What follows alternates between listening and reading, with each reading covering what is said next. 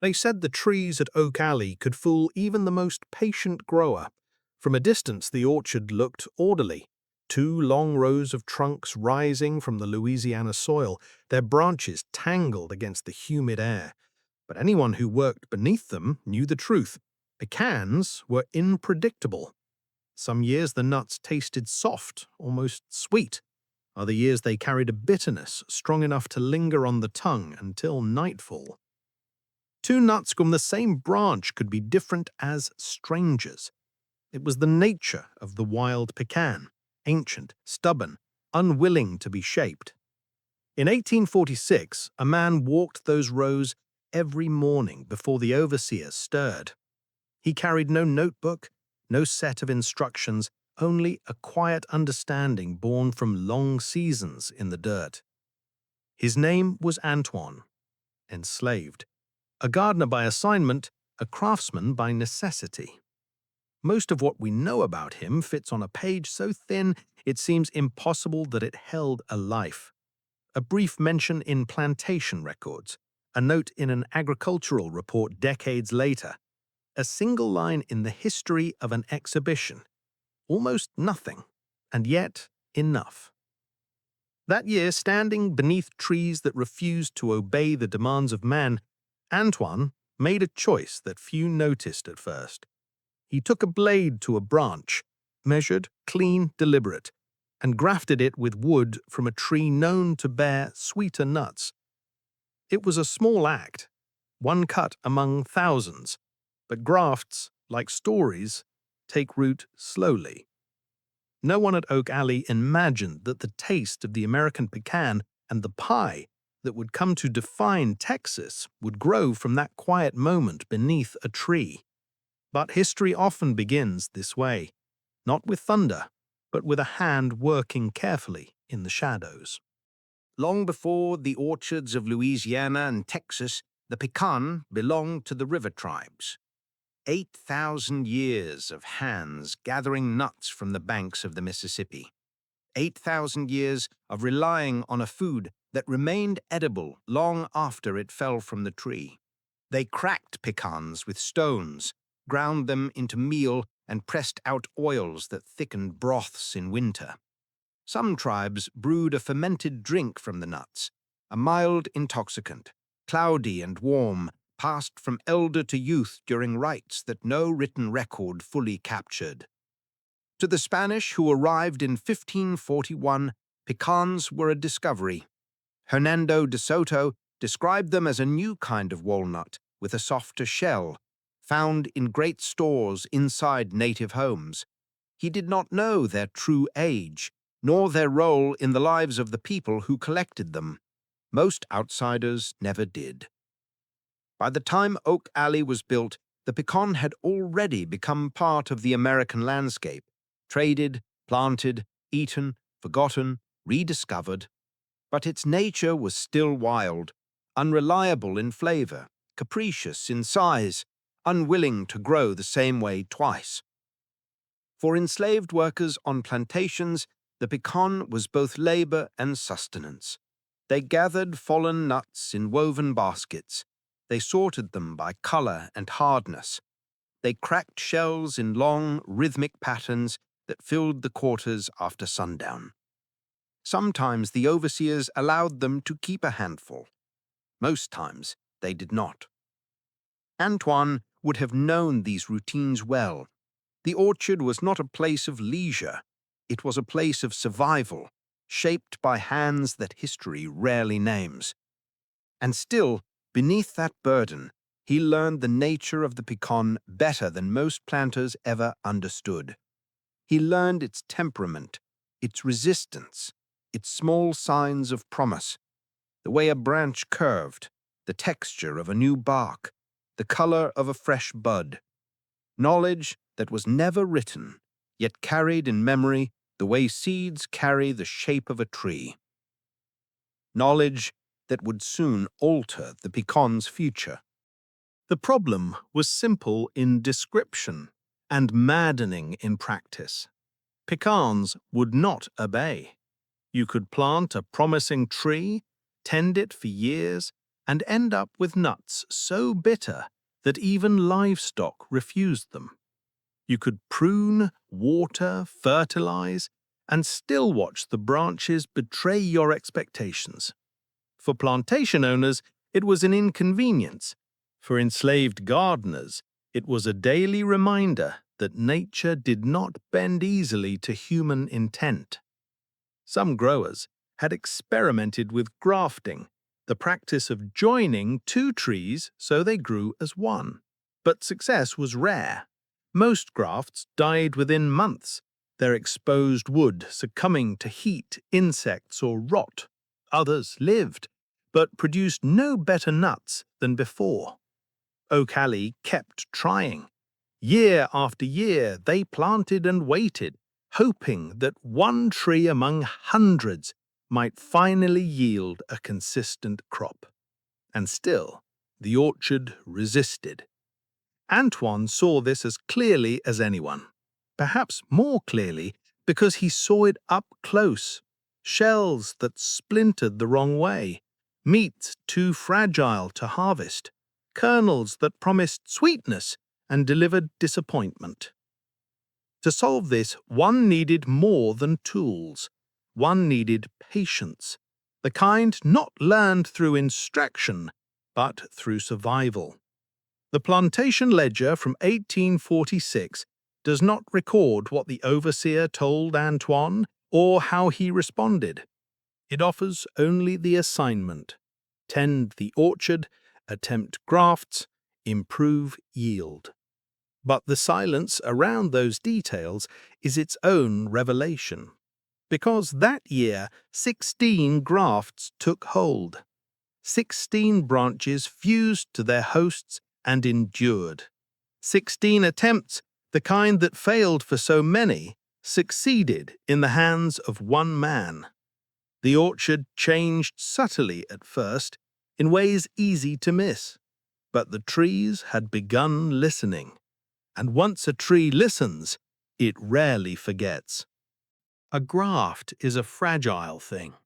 It depends on alignment so precise that the difference between failure and success can be measured in fibers. Antoine understood this not because he studied botany, he had no access to books or diagrams, but because he learned to read the living world the way others read print. He chose branches not by luck, but by familiarity. Bark that felt alive under the blade, buds with a certain tension, sap that moved with a steady pulse. He cut where growth was strongest and joined wood that carried the traits planters valued most: size, sweetness, uniformity. No overseer taught him this, no manual instructed him. It was knowledge carved from repetition and necessity. The 16 grafts that held in 1846 were only the beginning. In the years that followed, Antoine grafted more than 100 additional trees.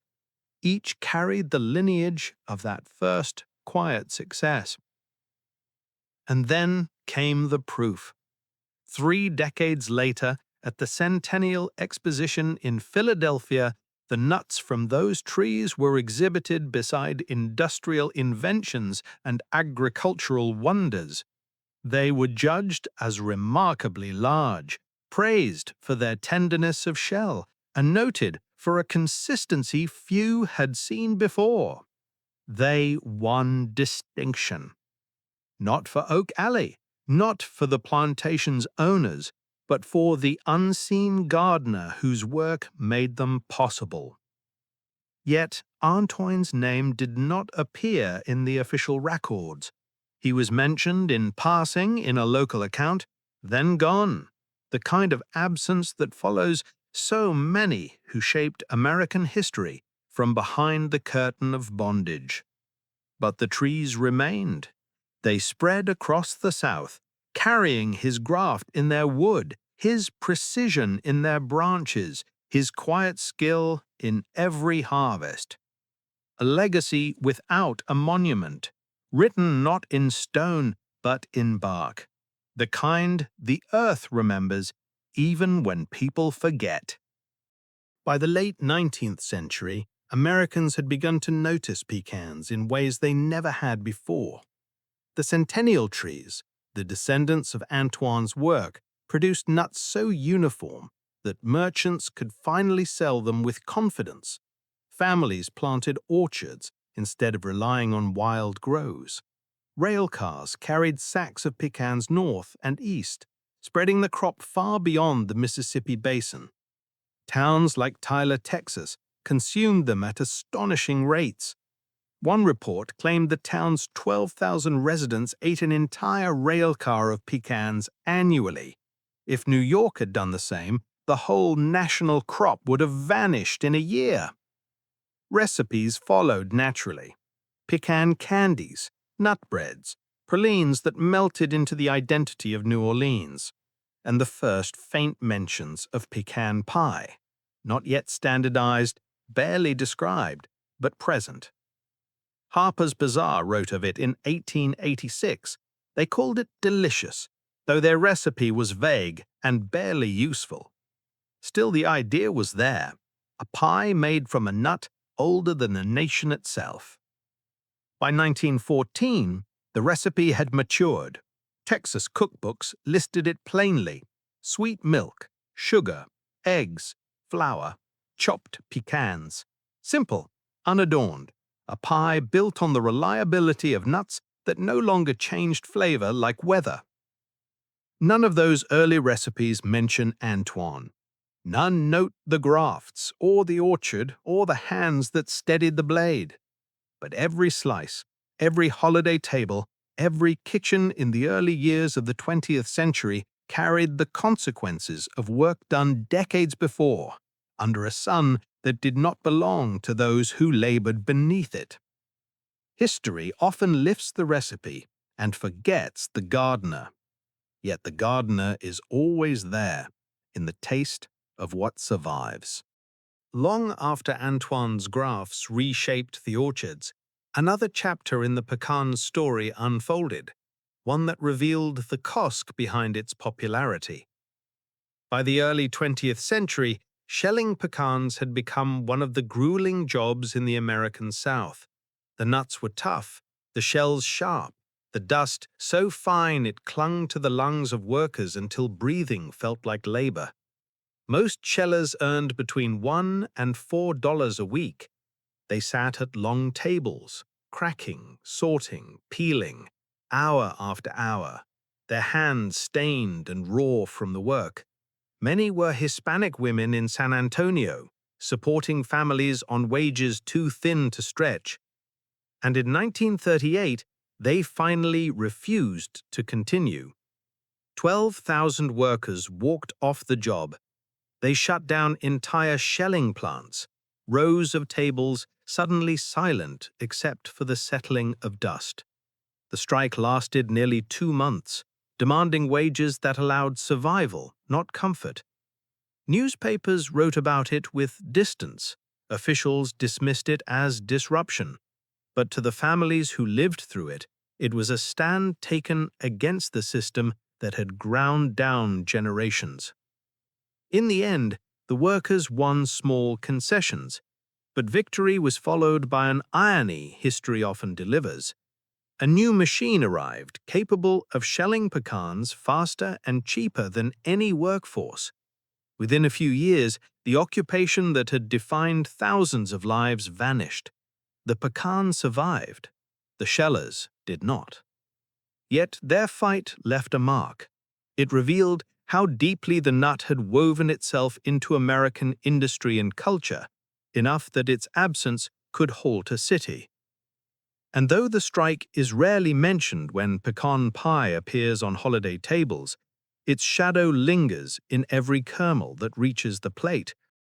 During World War II, scarcity became a quiet teacher. Meat disappeared first, diverted to troops, rationed for civilians, stretched thin across a nation at war. Families learned to adapt, to make do, to replace what once seemed essential. And one of the foods that stepped into the gap was the pecan. High in oil, rich in calories, easy to store, the nuts became a substitute in countless kitchens. They slipped into breads, pies, bars, and improvised dishes that kept households fed when butcher shops could not.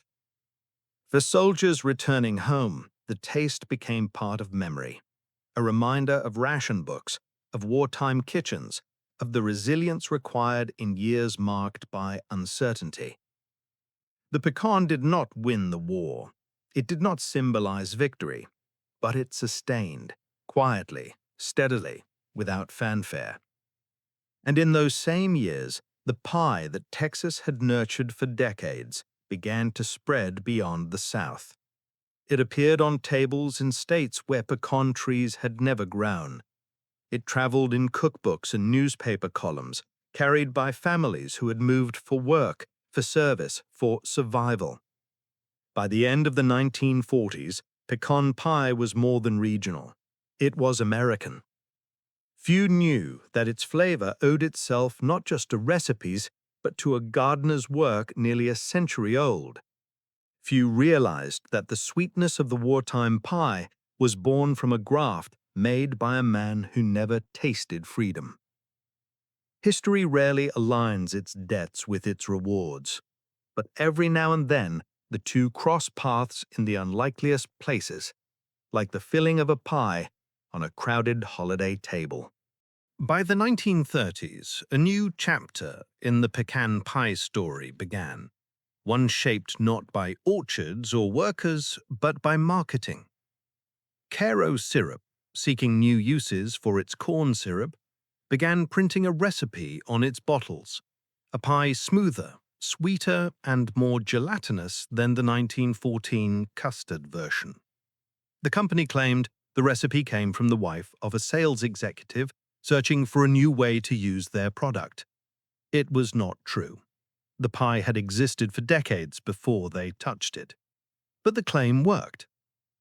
Families followed the recipe printed on the bottle, newspapers promoted it, advertisements praised its convenience, and within a generation, the corn syrup pie replaced the older, subtler version in much of the country.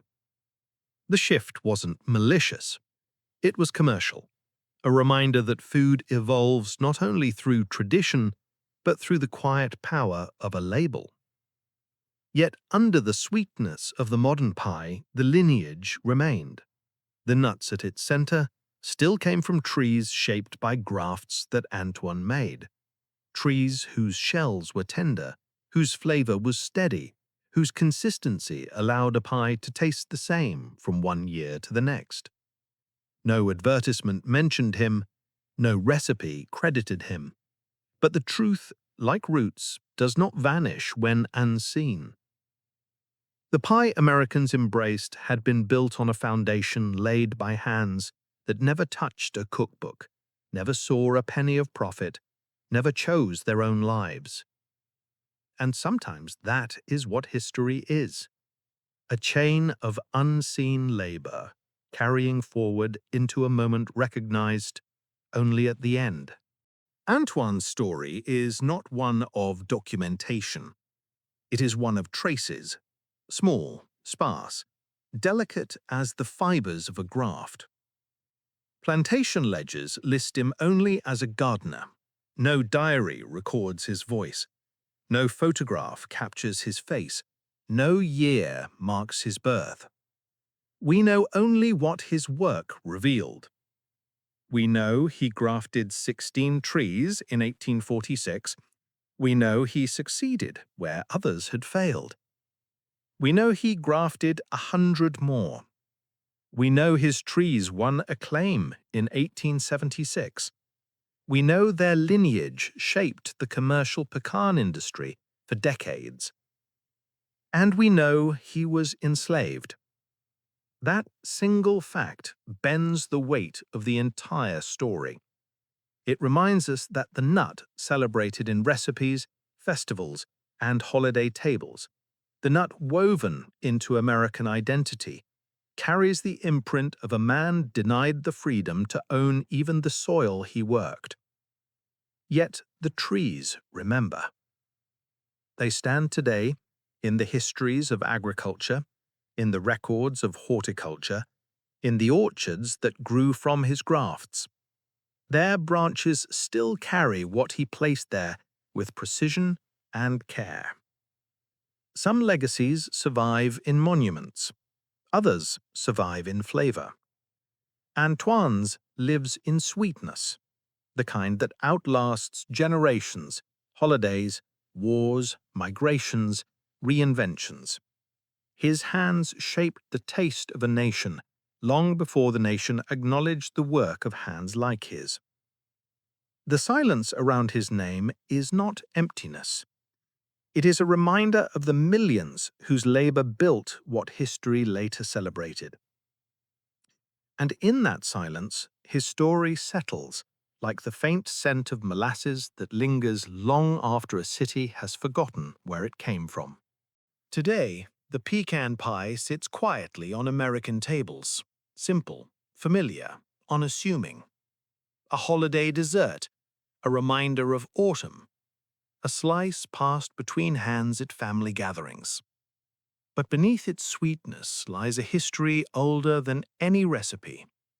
It carries the memory of river tribes who gathered the first nuts, of Spanish explorers who mistook them for walnuts, of Jefferson and Washington planting them in distant gardens, of shellers who cracked them by hand for wages too thin to live on, of workers who walked out in 1938 refusing to be ground down any further, of families who relied on them when war made meat scarce, and of one gardener at Oak Alley, unseen, unnamed in his time, who changed a single tree, and with it the flavor of a future he would never live to witness. His graft still lives in orchards, in markets, in kitchens across the South, in the steady sweetness that defines the pie filling, in every slice cut on a quiet afternoon when someone decides to bake what their grandparents once made. Legacies do not always shout. Some breathe beneath bark. Some linger in flavor. Some travel in recipes carried across states by families who never learn where the story began. And in that quiet continuity, in the simple act of gathering around a pie, the memory remains. The taste of a history shaped by hands, forgotten by the world, but not by the trees that grew from them.